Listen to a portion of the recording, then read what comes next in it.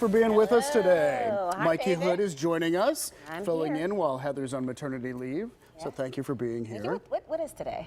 Today is Thursday. Today's Thursday. Yes. It's going by so fast. I've been Is seeing it? summer clothes on sale. That's how I know like the summer's coming to an end. It's really Oh, sad. that's true. Yeah. Soon they'll be selling book bags That's and right. trapper keepers. I've seen uniforms out already. Yeah, to school go back to school, uniforms. yeah. Oh, yeah. It happens so fast. It flies does. by. It sure does. All right, so we don't normally begin the show with breaking news, but we have breaking news Yes. today. We have breaking Picklesburg news. Picklesburg news. Yeah, so you know Picklesburg, this festival that happens every year on the Roberto Clemente Bridge, and it's fantastic. In fact, it was voted #1 specialty food festival in America. Well, it turns out that Kraft Heinz is announcing something special for this year's Picklesburg, which is coming up next weekend. So to commemorate Heinz's 150 years of history, Kraft Heinz is producing a special gold commemorative pickle pin, and they're going to pass it out at their booth at Picklesburg. And guess what? They dropped off some of these pins, these gold pins, here at KDKA so that we could show them to you first. So this is a limited edition, This right? is a limited edition, so they will pass them out starting at Picklesburg. Look at that, little These Heinz. are really nice. Yeah, very cool. I'm gonna and put one I've on. seen the green pins before, but these are special just to commemorate Heinz's 150 years. So they will pass them out at their booth. They will be under the giant inflatable pickle. Which you can't miss on the bridge. Oh, that looks good, yeah. Very That looks fashion good. forward. I like this. So it's a limited edition. So get there before they run out, whenever Picklesburg starts. Next Friday is when the festival begins on the 26th. And thank you to the Picklesburg Yeah, people for really letting nice. us tell everybody about the commemorative pins, the gold pin. Yeah, I think some years ago they gave away a pin, and it was like a mad dash to get these pins, these pickle pins. So hopefully they have crowd control this time around, and everyone will take their one pickle pin. Yeah, well, yeah, it's one pin per person, and I do think it's a really nice commemorative kind of thing. So, And I like the gold. I mean, I've been wearing a lot of gold, summertime gold, so it works you can match me. with your pickle pin. Yes. There you go. Thank you. All right, so a lot of people have been talking about this Face app thing. Do you know what I'm talking about? I do. You have this on your phone? And so I've been seeing people, download it, and I didn't do it because I saw that there was a cost for the app, but the depiction that they give of people, I guess it shows you either younger or older. Right, it can but age you. It takes It your picture. surprisingly looks very accurate. I know. So this is Ben Roethlisberger on the Face app. That's Carrie Underwood. That's the Jonas Brothers. Oh. Yeah. So everybody has been posting, and now it's a Yeah. challenge, the Face app challenge. Well, just yesterday, I think this is when it came out. Yesterday is the first time I heard about it. Some concern over this app, saying, "Hey, maybe you shouldn't do this because it's actually Russian-owned. It's a Russian-owned app." And apparently when you sign up and you read the terms or don't read the terms, you give them access to all your pictures, and then they could do whatever they want with them. Wow, and so and the problem is that people don't read the fine print. I mean, do you? Well, I don't, Like but I when don't even know where I you would just- find it. Well, I think in one of those things where you're agreeing in the beginning, but I don't read all those terms and conditions because it's like, I can't even see it. But so I had downloaded You this. did it, right. I downloaded this. So do we have your picture? This is me in the middle. Right now. And so I did this like 2 weeks ago. Before any of this happened, I was in California, and somehow I found out about the app, and I thought, I'll give it a try. So you were on the cusp of this. You were one of the first people who downloaded and now this. the Russians have my pictures, apparently. But this morning in the Washington Post, they talked to the CEO of this app, and he said, they only get the photos that you upload, according to the CEO, not your entire camera roll, and most photos are deleted, he says, off their servers in 48 hours. That's at least what the Washington Post is Well, that's good, because reporting. I know some people, there was some cause for an alarm, and some people were It just getting a makes little you wonder. nervous. Yeah, it makes does you make wonder. And certainly you should pay attention whenever you see all those terms and conditions. Read the fine print. Right. That's kind of what we learn over this. And I took it off my phone now, but I had already had it, so. It's amazing. I wonder how much money they made off of that, because I guess there was. Oh, it took off. Yeah. And I think people, probably there are still people downloading it because it's interesting what it can do because it looks like a very sort of accurate depiction of age you forward. I thought the older you looked more like you than the younger you. I don't know. Okay. That's not Does offensive, is it? But it did. That probably means that I'm getting closer to that No. age on the end, Mikey. That's not what I'm trying to say, Dave. I just feel like the older, wouldn't you guys agree, the older version looks at the younger version. I don't know who that is. Who that is. And I didn't look like that younger. No, Yeah. he has very big teeth, that young man. He does. So anyhow, Okay. something else people are posting about on social media, Area 51. Right, yeah, So I've much seen so that the Air Force has come out with, so people are posting, hey, let's go, let's have an event in September and go to Area 51. And just rate it. And yes, exactly. Like, go find the aliens. So this is Miley Ray Cyrus, me and Selena Gomez on our way to Area 51. And here's another one. My new alien trying to play it cool when we get pulled over leaving Area 51. That's so cute. But 1.5 million people say that they're storming Area 51 to go see the aliens. And even if it's a joke, the Air Force is warning them not to do that. Still, people, they're having fun online poking at it. Right, You know? poking some fun at the whole idea, yeah.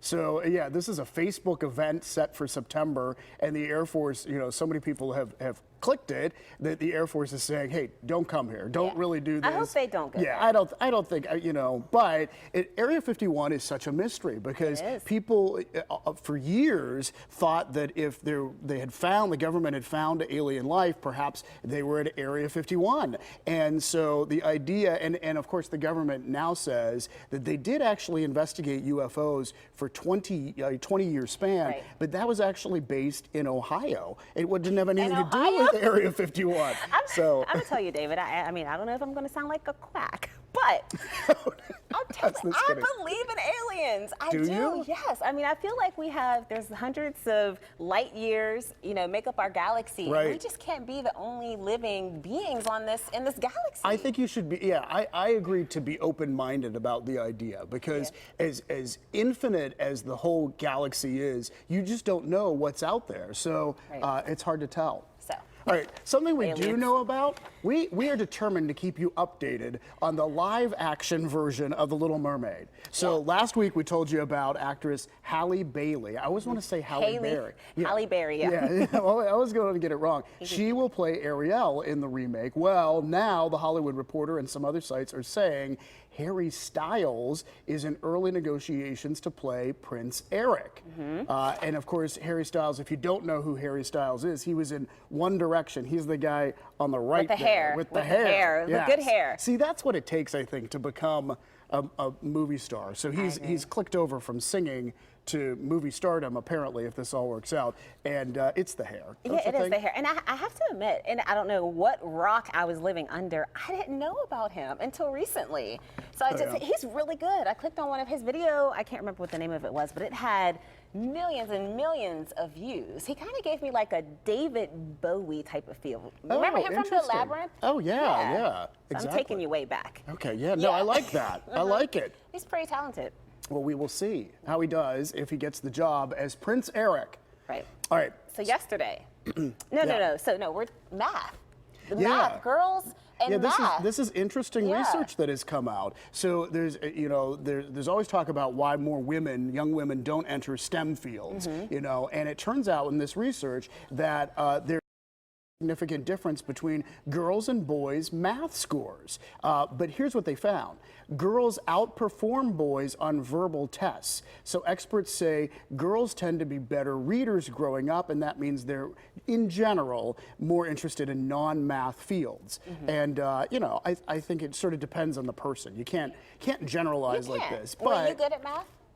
I was good at math, but I was never interested in math. Okay. Like it didn't spark any kind of creative anything. Right. I would agree. I liked algebra. That was about it. But I preferred like English and that type of thing, poetry classes. But it's interesting to know that the girls and boys scored. There was not a significant difference in the math scores. It's just that apparently girls tend to be better readers, and that's why they might be interested in other things. That's interesting. Yeah. I think, we're good communicators. Yeah, well, I think so too. Well, that's why you have the job that you have. Yeah. Women. Go women.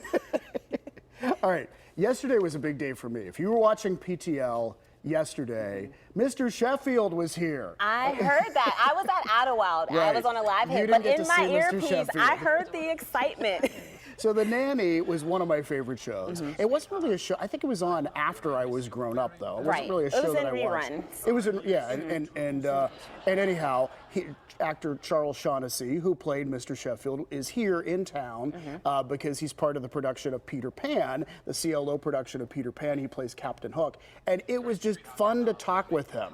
You know, he is also in Days of Our Lives, so there were people in the newsroom that wanted to come over and say, "Oh, can I get a picture with Charles Shaughnessy?" And he was so nice, and he talked about both being on The Nanny and Days of Our Lives, and he played his own evil twin. He was an evil twin. That's what I remember. Yeah, Days of Our. I didn't watch that one. I was Bold and the Beautiful and Young and the Restless, but I remember him being CBS. I remember him being the evil twin. Oh, you do? Yeah. You remember that? I remember that. Yeah. So The Nanny was one of my favorite shows. What were some of your favorite shows? It's so funny that you asked this because we're going to have a segment coming up about a new back brace for Parkinson's for a tech segment. And it made me think of Michael J. Fox yesterday. So I just go into this spiral on YouTube and looking at opening music for old sitcoms. And, of course, which I love, by the way. Right. Family Ties. Michael Family J. Fox. Ties, yeah. Right. Remember Who's the Boss? I do remember I could go Who's down the the Boss. list. Mork and Mindy, Nanu Nanu.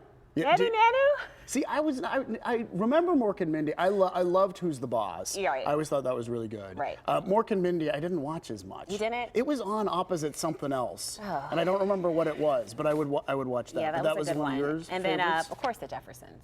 Oh yeah. Yeah, but all of those were in syndication, right, or reruns when I was younger. So. And the thing that I love about The Jeffersons is they're still on. There's one channel that will run episode after episode after episode, Right. and somehow I find like on a Saturday that becomes what I'm watching, you know. And I love Mother Jefferson, George's mom, Right. And she'd like George. George.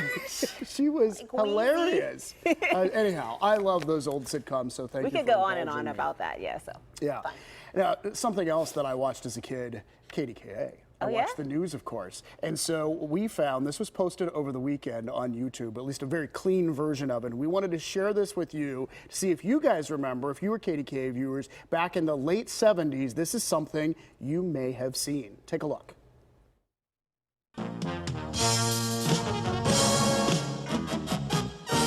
When we finish bringing you our 6 o'clock news, we're often running to put together our 11 o'clock Eyewitness News update. We go to a whole lot of trouble to make sure that what you see at 11 isn't just a rehash of what you've seen at 6. We work hard on Eyewitness News update, right up until the last minute, and then some. We're growing with you, and Renaissance too. We're Eyewitness News. I love that. That's what made me want to go into the news. I love those old commercials. They were so much fun. They were. Did you see how thick their glasses were? Like their eyeglasses. That's the only thing I noticed. Well, that was the thing in the 70s, that you know? was the That was style. the thing, yeah. I liked the news growing up too. I liked 2020. Barbara Walters. Oh, I don't know, yeah. I used to watch that all the Hugh time. Downs and Barbara Walters, Yeah, so that was fun. that's my thing. All right, well, today, we're glad you're watching PTL because we have a lot to get to today, and we're going to begin with the anniversary of man stepping foot on the moon. It's this Saturday, the 50th anniversary, and the Carnegie Science Center is celebrating. Christine Sorensen is going to show us how to get your kids interested in space and science. Plus, we're hitting the streets again. Street Week continues as we take a ride along Molly's Trolleys. It's almost like stepping back in time to ride one of Pittsburgh's old streetcars. We'll show you what it's like, what you learn when you step aboard. And we're cooking for a crowd with Carmi's Soul Food Restaurant. From barbecue chicken to baked beans to watermelon rum punch. Yeah, Mikey. The perfect menu for a backyard cookout without spending all day cooking. I really can't wait for this. Me That's going to either. be a lot of fun. Thanks for being with us on this Thursday. We're going to be right back as PTL continues.